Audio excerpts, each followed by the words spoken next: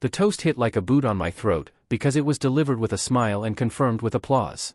We were at a dinner for Sarah, a polished little celebration paid for by people who wanted to feel generous without being decent. A coworker stood up, tapped a glass, and said the kind of line that sounds warm until you hear what it really is, to Sarah, who holds everything together and supports her truck driver husband. They said it like I was a charity case she kept alive out of pity. They said it like she carried the whole world while I dragged mud through the doorway. They said it like the job I used to do made me less of a man, and her promotion made her a saint. Everyone laughed softly. Everyone clapped. Everyone looked at her like she was the hero of a story where I was the background problem.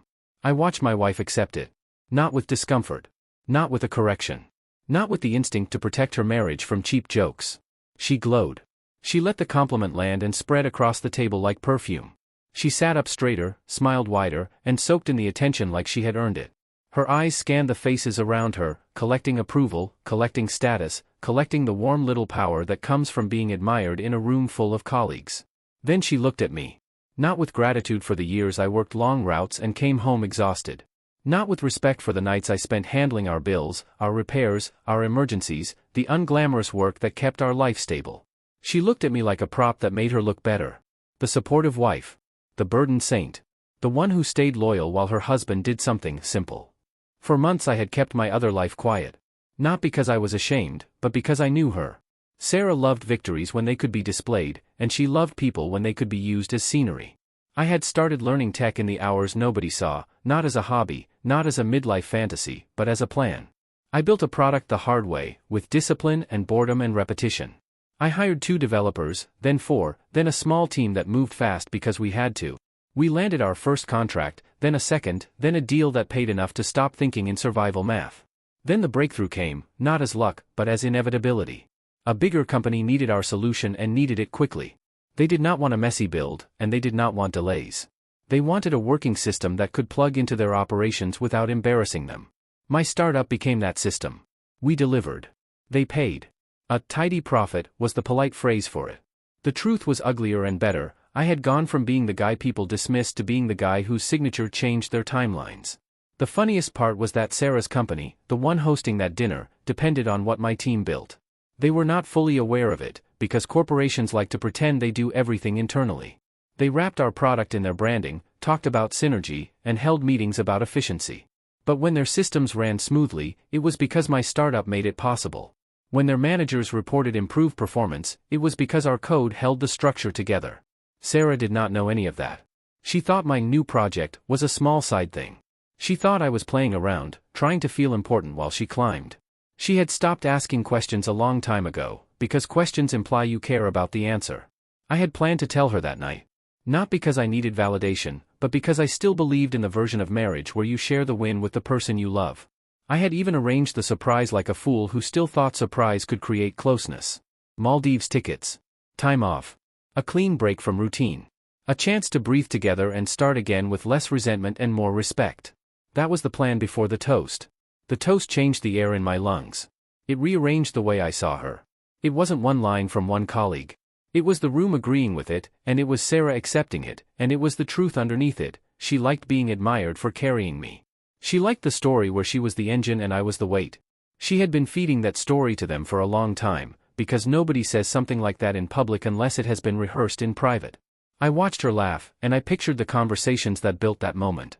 Her coworkers asking about her home life. Her choosing what to share. Her deciding that my work, my sacrifices, my long hours, could be reduced to a punchline that made her look stronger.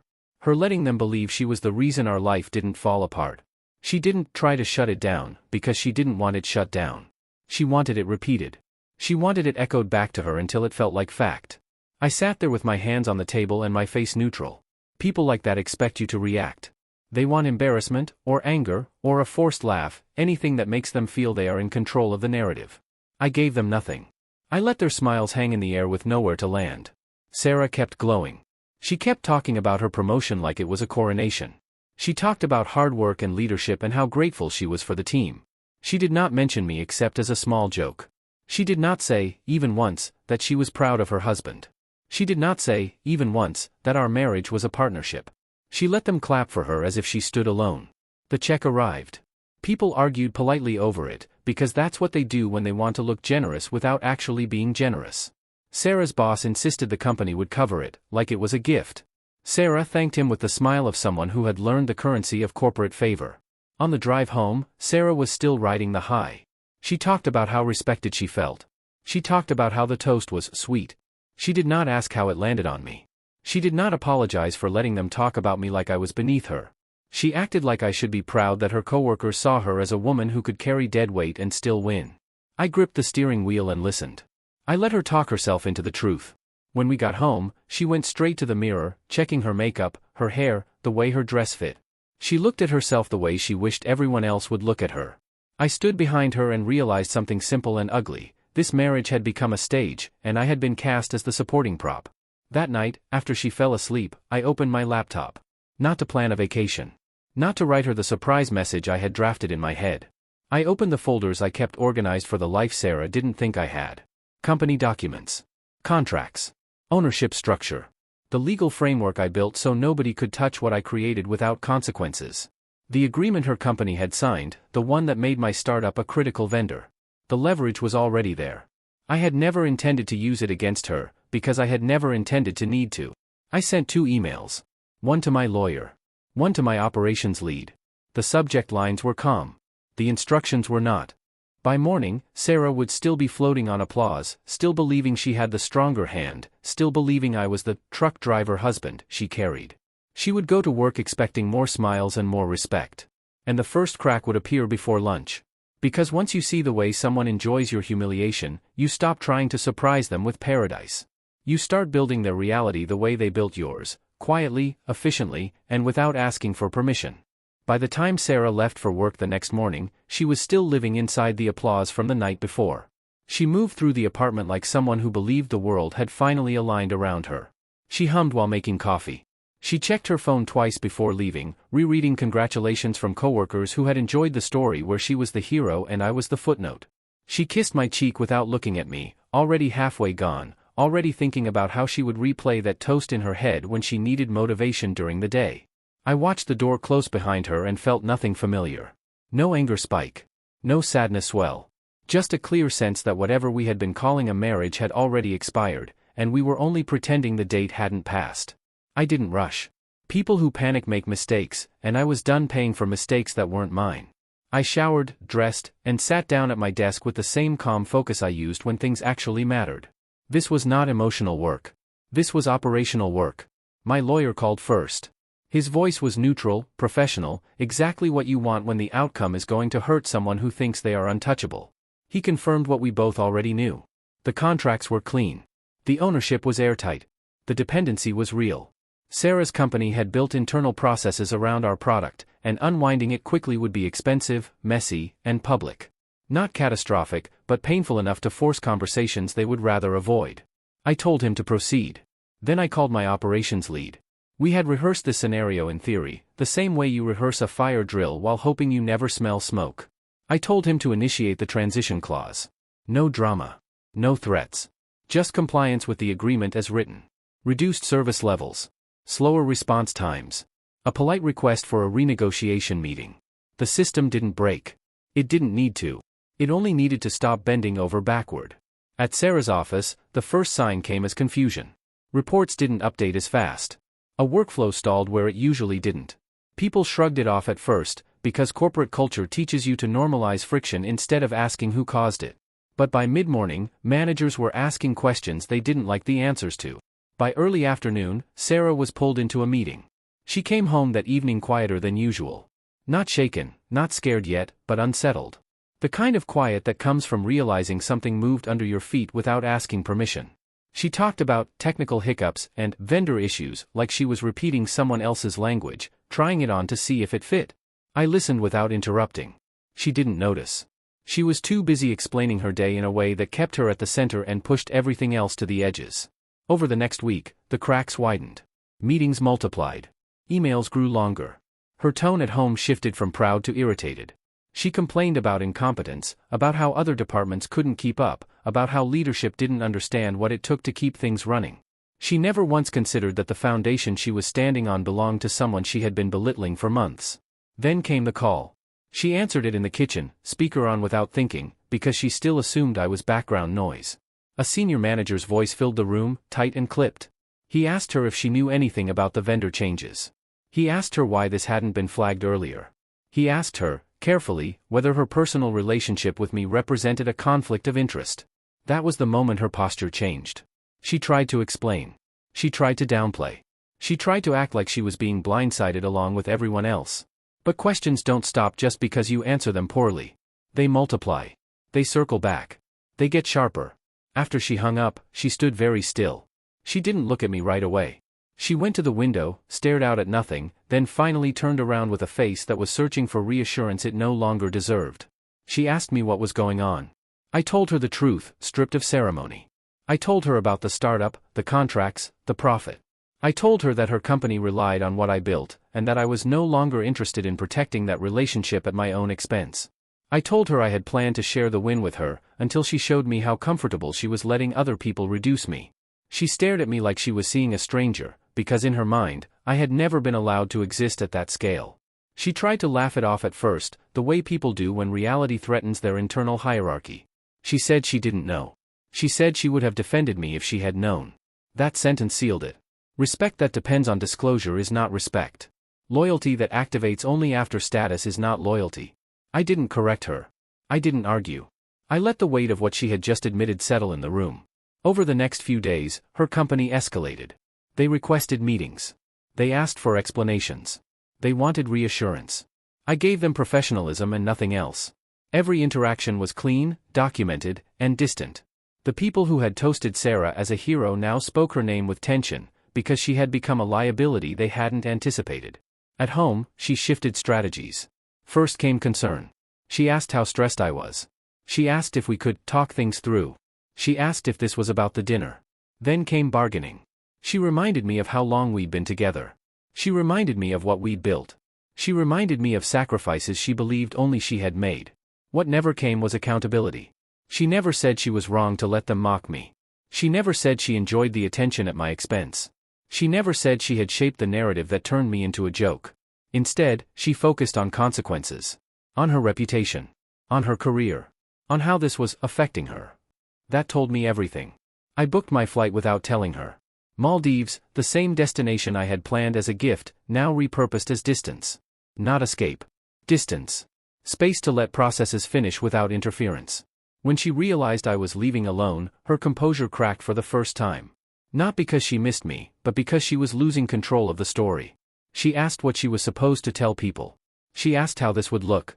I told her to tell them whatever version made her feel important. I boarded the plane with my phone on silent and my mind clear.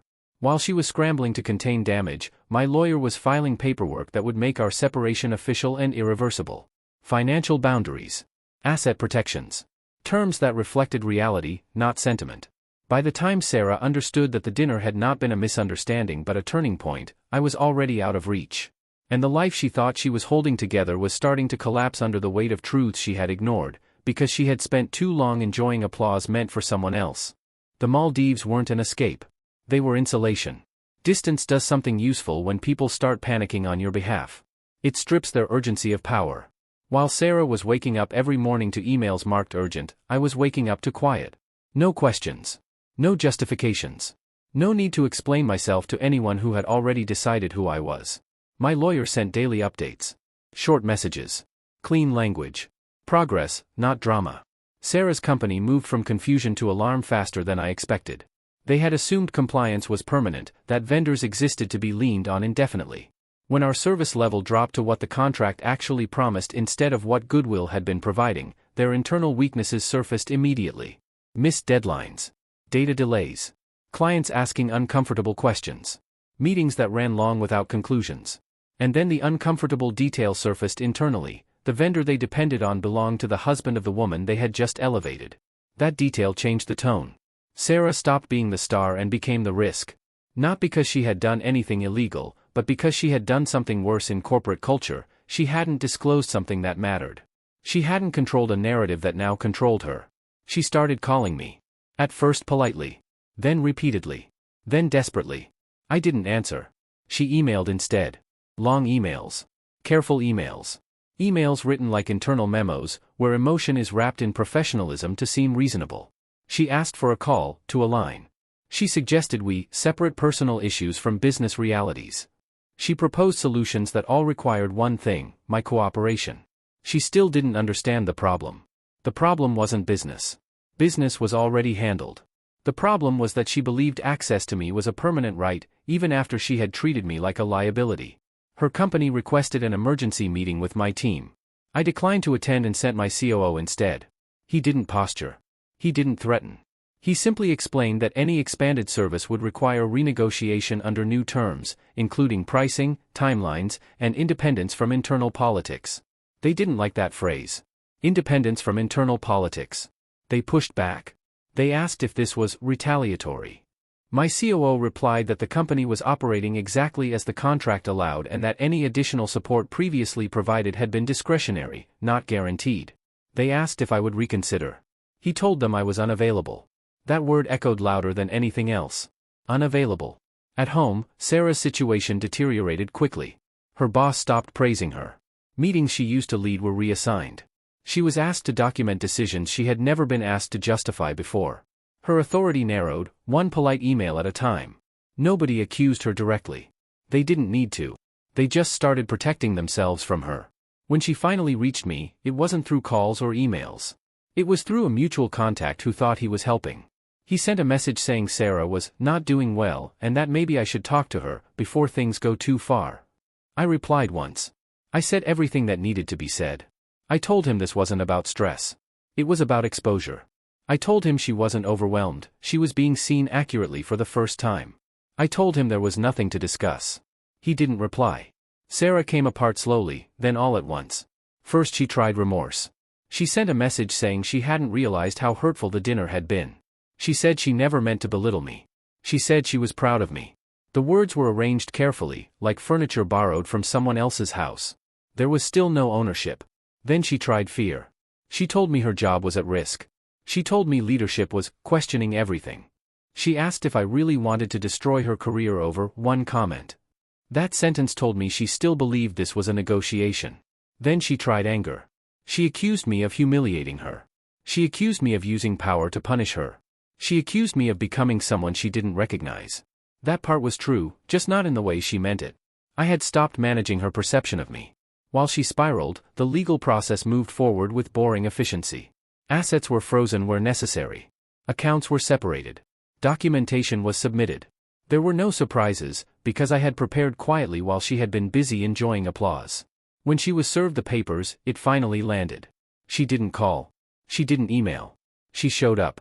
I wasn't home. She waited anyway. When I returned days later, the apartment felt different. Not tense. Hollow.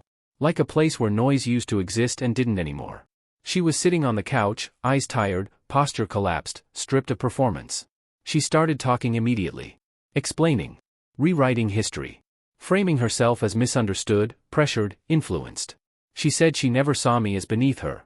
She said she thought I was comfortable with the jokes. She said everyone knew I was more than that. I listened until she ran out of air. Then I told her something simple. I told her the dinner wasn't the problem. The dinner was confirmation. I told her respect isn't proven when it's convenient, and loyalty isn't real when it only shows up after leverage appears. I told her that I didn't leave because she failed once, but because she had been rehearsing my humiliation long before that night. She cried then. Not quietly. Not neatly. It was messy and real and too late. She asked if there was anything she could do. I told her no. Not because I wanted to hurt her, but because anything she did now would be transactional. Apologies offered under pressure are just strategies with softer language. She left that night with a suitcase and a look that finally matched reality. Her company announced restructuring 2 weeks later. Her name wasn't in the press release, but her absence was. She didn't get fired.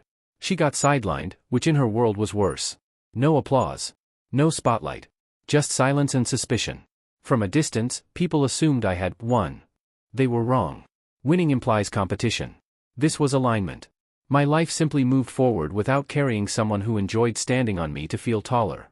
And the part she still didn't understand, even at the end, was this: if she had shut down that toast, if she had corrected them once, if she had chosen partnership over performance, she would have been on that plane with me.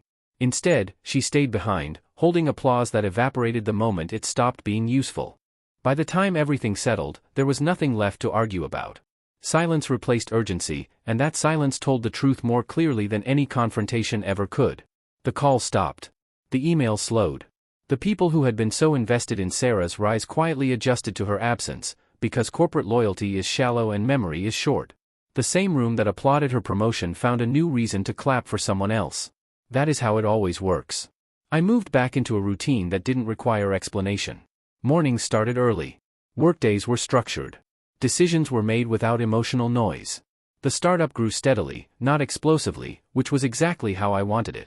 We replaced clients who expected obedience with clients who respected boundaries. Profit increased, but more importantly, leverage stayed where it belonged. The divorce process ended without drama because drama requires two participants. Sarah tried once more to reopen communication through her lawyer, framing it as a practical discussion about optics and mutual interests. My response was brief. The agreements already reflected reality. There was nothing to renegotiate. She signed. When the paperwork was finalized, the emotional weight lifted in a way I hadn't expected. Not relief, exactly. Clarity. The kind that doesn't announce itself but quietly changes how you breathe. I heard about Sarah through secondhand updates I never asked for. She stayed at the company longer than most people predicted, but not in the role she wanted. She became careful. Quiet. Less visible. The traits that had once been praised as leadership were rebranded as friction once the protection disappeared. Without my silence cushioning her, she had to carry her own weight in rooms that no longer saw her as untouchable. The story about her truck driver husband stopped being funny once people realized how wrong it was. That part mattered more than I expected. Not because I needed vindication, but because lies collapse when they are no longer useful. The same colleagues who laughed at the toast began revising their memories. They claimed they had always known I was doing more. They said the comment had been taken out of context. They distanced themselves from the narrative they once applauded. I didn't correct them. People rewrite history to survive it. Let them. What surprised me was how little satisfaction I felt watching it unfold. There was no rush. No sense of revenge completed. Just confirmation that the decision had been necessary, not dramatic. The marriage hadn't ended because of power or money or ego. It ended because respect had been optional for her, and I refused to live where respect was conditional. I sold the apartment and moved somewhere smaller, quieter, intentionally unremarkable. The kind of place that doesn't impress visitors and doesn't need to. I rebuilt my personal life the same way I rebuilt the company, with systems, boundaries, and no tolerance for performance. People ask questions when they sense absence. They ask why I never talk about my ex-wife. They ask if it was hard to walk away like that. They ask if I regret not trying harder. I give them simple answers. I say some relationships don't fail loudly. They decay quietly while everyone applauds the wrong things. I say walking away isn't dramatic when you've already been alone for years. I say trying harder only works when both people respect the same foundation. The truth is less poetic and more useful. I learned that humiliation doesn't always come as an insult.